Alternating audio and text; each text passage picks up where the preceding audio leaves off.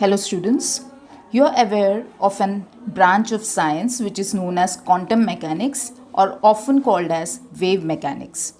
Do you know this important branch of science is based on two concepts? Which are those two concepts? One is the de Broglie concept of dual nature of matter and the other is the Heisenberg uncertainty principle. Okay, so in this particular video, I'll make you understand about the complete details of the first concept, that is de Broglie's concept. Okay, now as far as this de Broglie concept of dual nature is concerned, how it struck de Broglie, it was on the basis of the Einstein's theory proposed by Einstein in the year 1905, and he said that light has dual character, right? That means it has wave nature as well as particle nature. On the same track, Louis de Broglie advanced that particular theory in the year 1924, and he suggested, like photons, all the material particles. Which are these material particles? They can be microscopic particles like electron, proton, atom, molecule and so on, or that can be macroscopic objects as well, like say a piece of stone, a piece of chalk, an iron ball, right? Any macroscopic object as well. He said this all kind of material particles have the tendency to possess dual character. That means there is the wave associated with the particle, right? Now definitely he proposed a name to this wave. He called it as a matter wave, or it is often called as an de Broglie wave, right? So with the help of this concept, let us try to find out what is the de Broglie's relation. De Broglie equation is based on two theories. The first theory is the Planck's quantum theory, right? According to Planck's quantum theory, if we assume that there is a wave character associated with a photon, then the energy associated E is equal to h nu. Similarly, the other theory is the Einstein's theory. As per Einstein's theory, if we assume that photon is having a particle character, then the energy should be given by E is equal to mc square. Now equating both these equations, we can have h nu is equal to mc square, right? Further, you need to work out for this. As far as this nu is concerned, what is nu? Nu is equal to c upon lambda, right? Now what we are going to do next is we need to introduce this value of nu within the equation. So we have h into c upon lambda, that is equal to mc square. Then your c would be getting cancelled out, right? So what you're left with is h upon lambda is equal to m into c. That means lambda, that is wavelength, is equal to Planck's constant h divided by mass of the material particle multiplied by c. C is the velocity of the photon in this case. However, since de Broglie equation is applicable to a material particle, so what we can do here is we can replace c with a parameter v, that is velocity v of the material particle. So your final equation becomes lambda is equal to h upon mv. Okay, so this is your de Broglie's equation, right? Now next what we are going to do is we'll try to find out the significance of this particular de Broglie equation. Let us understand the significance of de Broglie equation. Although this equation is applicable to all material objects, but it is found out to be significant only for microscopic particles. Let us try to understand this. Say I have a ball of mass 0.1 kg and it is moving with a speed of 60 meter per second. If I apply the de Broglie equation lambda is equal to h upon mv, the associated wavelength value for this particular parameters comes to 10 raised to minus 34 meter. Okay. On the other hand, I am considering an electron. What is the mass of an electron? It is rest mass is 9.11 into 10 raised to minus 31 kg. So taking this mass and taking the same velocity, that is 60 meter per second, the wavelength value which comes in case of electron is 10 raised to minus 5 meter. So what you can observe from here, that this particular value is significant and it can be measured experimentally. However, the value, this particular value, that is 10 raised to minus 34 meter associated with a macroscopic object is very small and which cannot be measured experimentally. That means de Broglie relationships have no significance in everyday life. That means these are not applicable to macroscopic objects. Is it clear? You're clear about the significance, right? Next, what you're going to do is we'll try to experimentally verify the dual nature of the electrons. So let's move there. There were various scientists who came forward to verify experimentally the dual characters of various microscopic particles like electrons. So here we will be referring to one of the important experimental verifications for wave character of the electrons. The first verification was as per the Davison and Germer's experiment, and the second verification was done with the help of Thomson's experiment. So let us see this experiment one by one.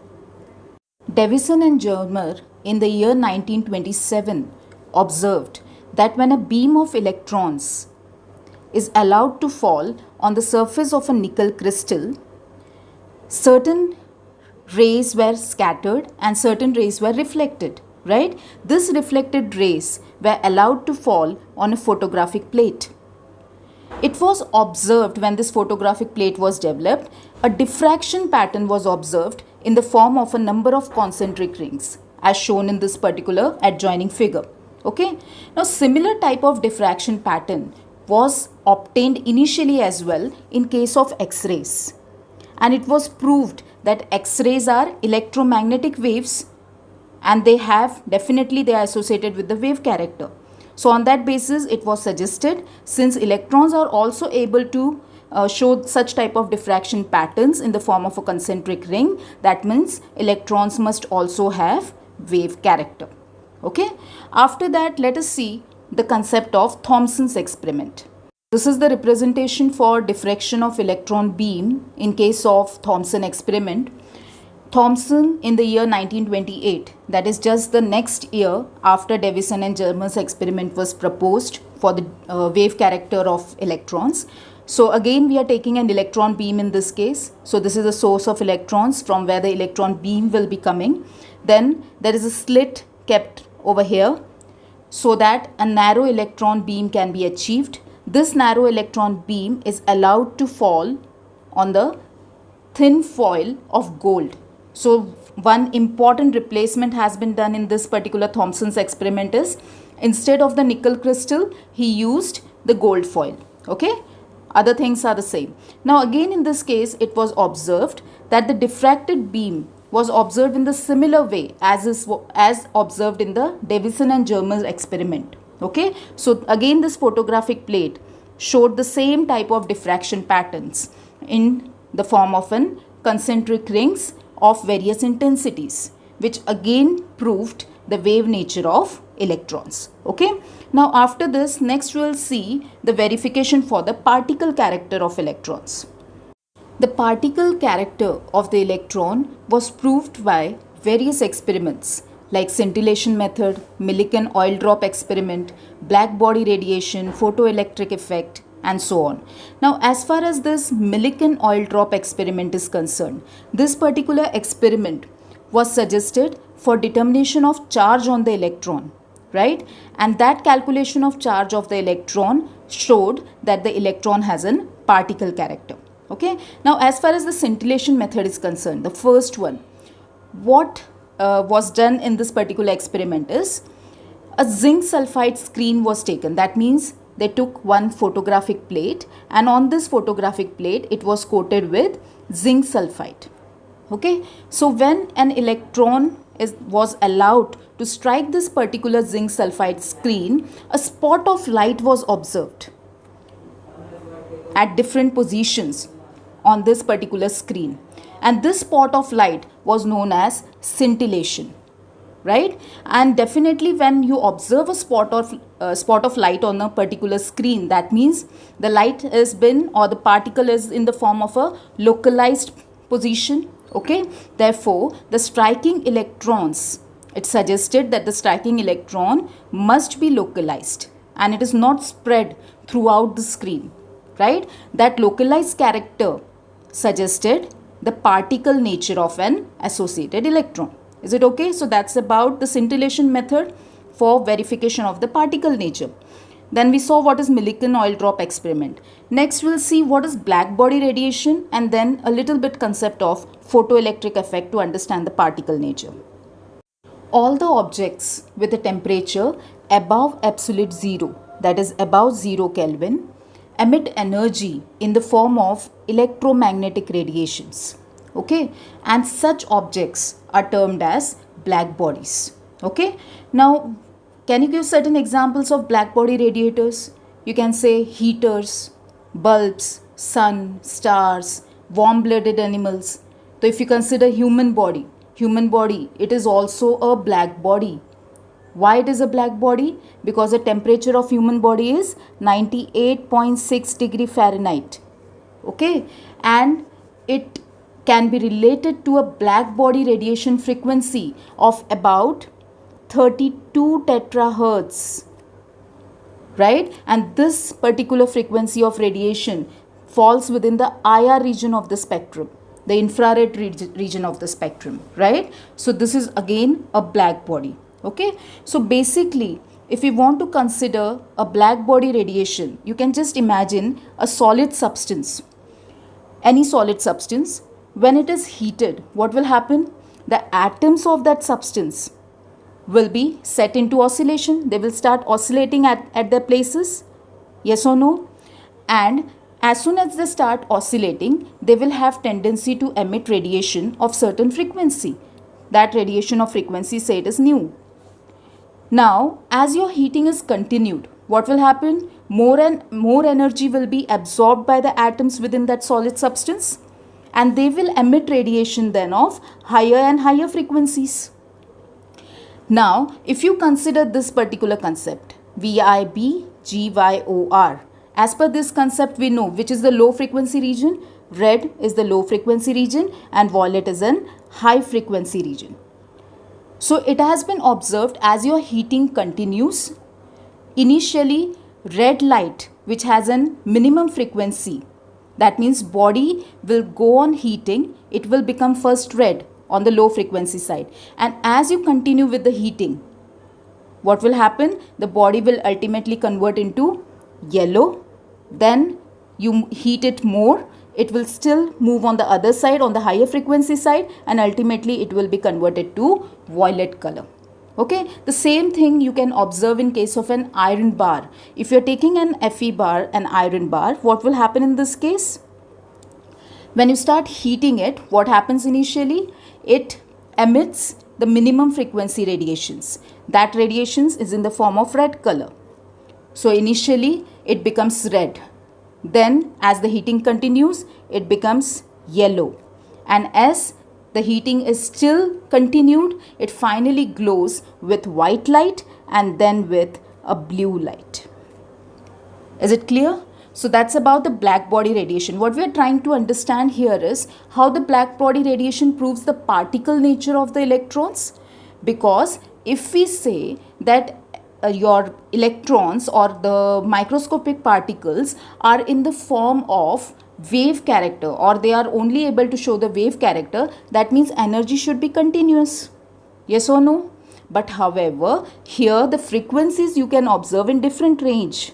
That means the energy is discontinuous in this case.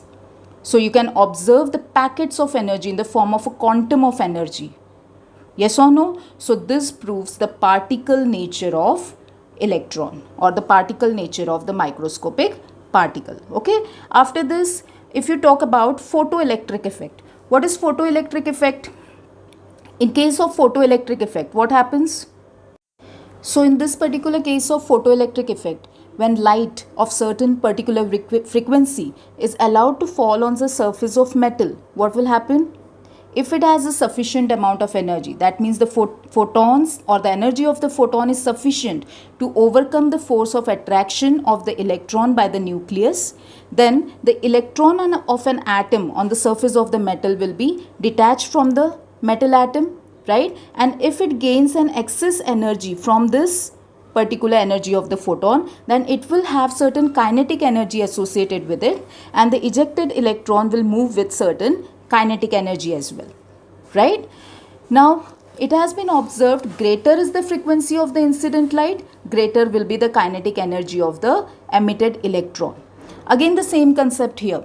Again, here we can prove very easily that it is not showing the continuous effect of the spectrum or the light, but it is available in the form of an discontinuity, which suggests that photoelectric effect as an evidence for the explanation of particle nature of microscopic particles like electrons. Is it okay? After that, next we'll see certain applications associated with the de Broglie's concept.